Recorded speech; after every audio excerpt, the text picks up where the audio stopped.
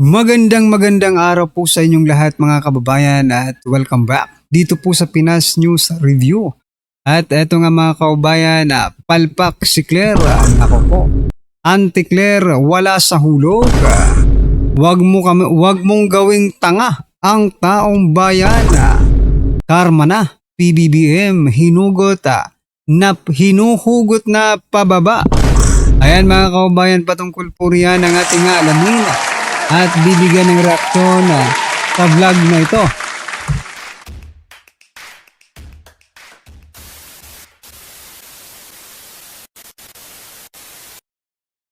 So yun, mga kababayan, pakinggan po natin to si General Macanas ng The General's Viewpoint, no? Aba, ito mga kababayan, Claire Castro, nagtaka kung bakit galit ang mga nagsasabing hindi tumupad sa pangako ang Pangulo. Wala naman siyang binanggit kung sinong pangalan eh. Aba, bigyan po natin ng reaksyon yan. Eto mga karibin natin, panoorin po natin at bigyan ng reaksyon. Eto na po. Bigyan natin ng reaction, opinion itong post ang balita ngayon. Claire Castro, nagtataka bakit galit ang mga nagsabing hindi tumupad sa pangako ang Pangulo. Wala naman siyang binanggit kung sinong pangalan eh. Ito ang naging pahayag ni Palace Press Officer Jose Claire Castro habang nililinaw ang batikos na hindi umano tinupad ni Pangulong Ferdinand Marcos Jr. ang pangakong walang Merry Christmas para sa mga sangkot sa korupsyon. Ayon kay Castro, dito siya nagtataka bakit may galit at akusasyong bigo ang Pangulo gayong wala naman tinukoy na individual sa naturang pahayag at malinaw umanong may mga naganap ng aksyon laban sa katiwalian. Sabi ni Claire, ang binanggit po ng Pangulo doon sa kanyang report ay sa mga taong nabanggit niya, marami ang hindi magiging merry ang Christmas. Wala naman siyang binanggit kung sinong mga pangalan. Wala talaga itong Claire Castro na ito. Nagdag pa niya sa loob lamang ng mahigit 4 na buwan, may mga nakulong.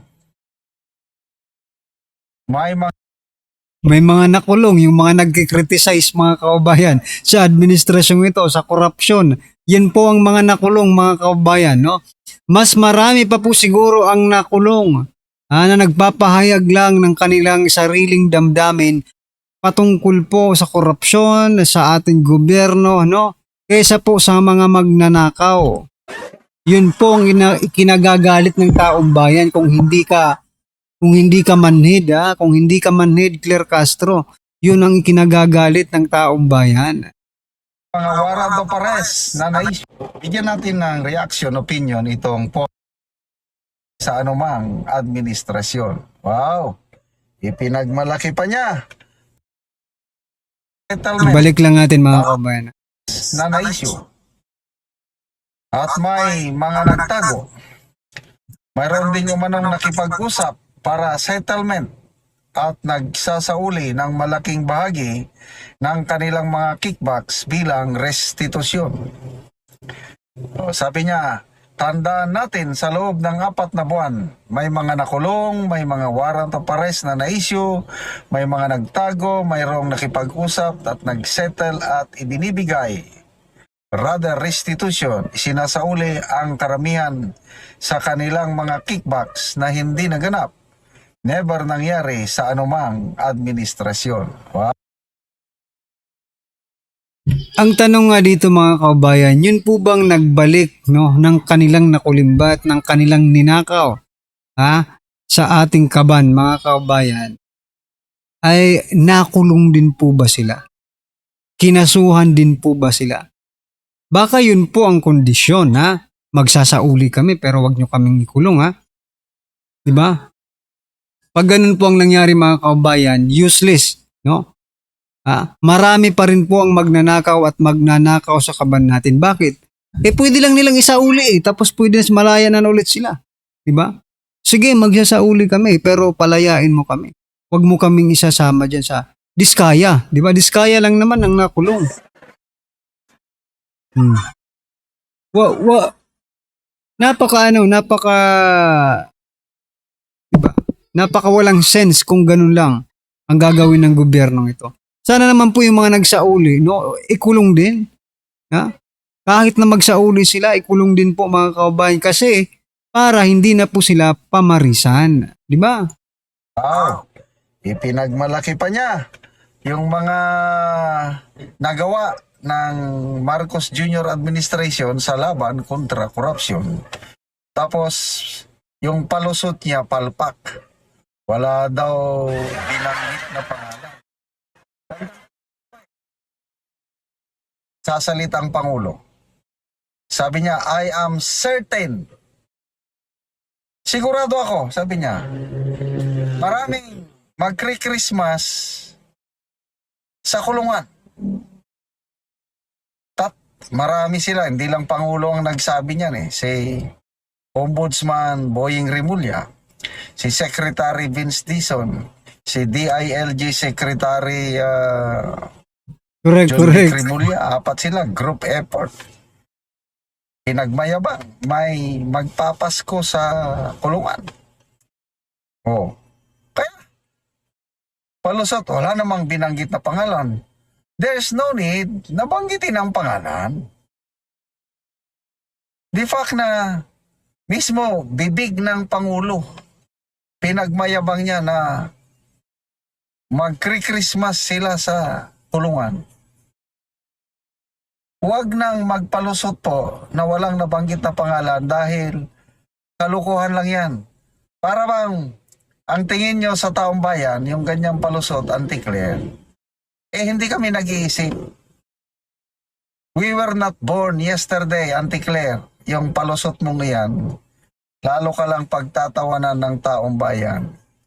Oh, bakit nung after Christmas na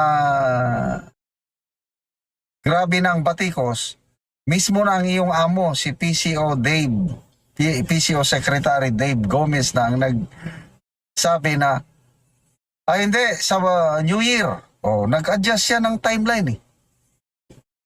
Bago mag-New Year, may makukulong na.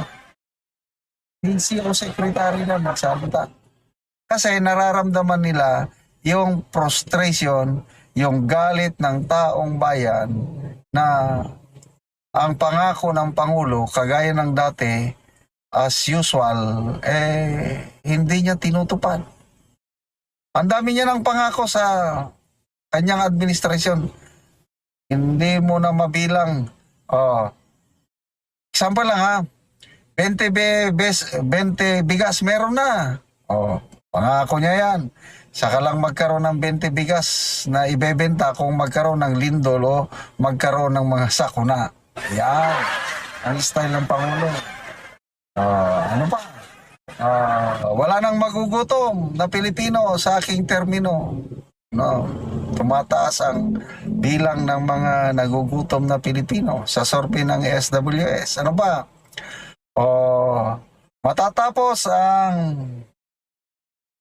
Metro Subway by the end of my term. Pangako niya yan eh. Sa ngayon, sobrang delete ng ang expected na pagtapos ng subway dahil binabawasan nila palagi taon-taon ang pundo. Paano matatapos kung walang pundo? Yan na po ang style ng Pangulo. Kaya no wonder, ang taong bayan, wala nang tiwala, negative na ang kanyang trust rating. Negative 15% ang kanyang trust rating sa Pulse Asia survey. May bago na po ngayon negative 24 ata. Line up to negative 24 o 28 ganyan mga kabayan ha. Pinakabago pong survey mga ka-review natin. Ako, pababa na po ng pababa. Mamaya sa susunod na vlog baka ipakita po natin yung survey na yun pababa na po ng pababa mga kabayan yung trust rating ng Pangulo. Nakakahiya na po pwede na kayong mag-resign, pwede na kayong kusang bumaba dyan at ibigay na sa mas karapat-dapat, no, na leader ng ating bansa para naman umunlad, nako, ang ating bansa. Palitan po ng piso at dolyar, mga kaubayan, pumalo po kahapon sa 59 point something plus na kontra piso, kontra dolyar, mga kaubayan. Nako, inflation po ang tawag diyan. Ekonomiya po ang reflection niyan, mga kaubayan. Ibig sabihin nito, hindi lang habang bumabagsak, mga kaubayan, ang trust rating ng Pangulo, no? Bumabagsak din po ang piso. Siyempre, di ba? Hindi na magtitiwala sa atin ang mga foreign investor kung tayong mga Pilipino ay walang tiwala sa ating presidente. So ano pang ginagawa natin? Ano pang ginagawa ng presidente, no? Kung talagang mahal mo ang Pilipinas, sabi nga, I forgot lang, no, kung sino po yung nagsabi no, na the ultimate si General Orlando de Leon, no? I think the ultimate sacrifice, no, ay gawin na ni President Bongbong Marcos Jr. habang maaga pa.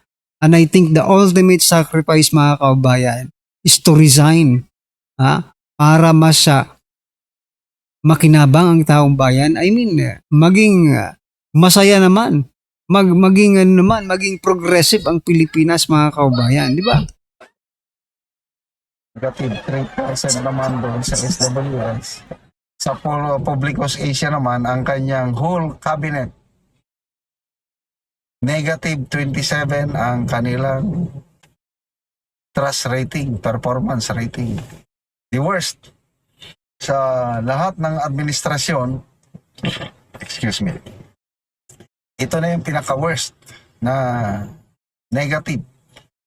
Bakit nagne-negative?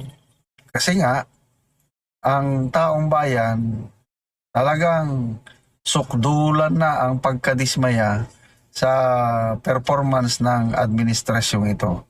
Yung survey ng Publicos Asia, Pulse Asia, when it comes to fighting inflation, 55%, negative 55% ang rating ng Pangulo. So bakit nga po ba, mga kaubayan, nagne-negative ang Pangulo ngayon? Di ba? Maybe, no? Sawa na po ang taong bayan sa kasinungalingan nila. Sawa na po ang taong bayan sa mga panloloko po nila sa taong bayan. No, puro lang pangako. Sawa na po ang taong bayan. At ang laki pa ng utang, no, ng Pilipinas, wala namang malalaking proyekto. Di ba? Puro korupsyon. Yan siguro ang nagpapababa sa trust rating ng Pangulo. Ayan, mga kaubayan, ano po ang inyong opinion, reaksyon patungkol po dito? I-comment nyo na lang. Ayan, maraming salamat po.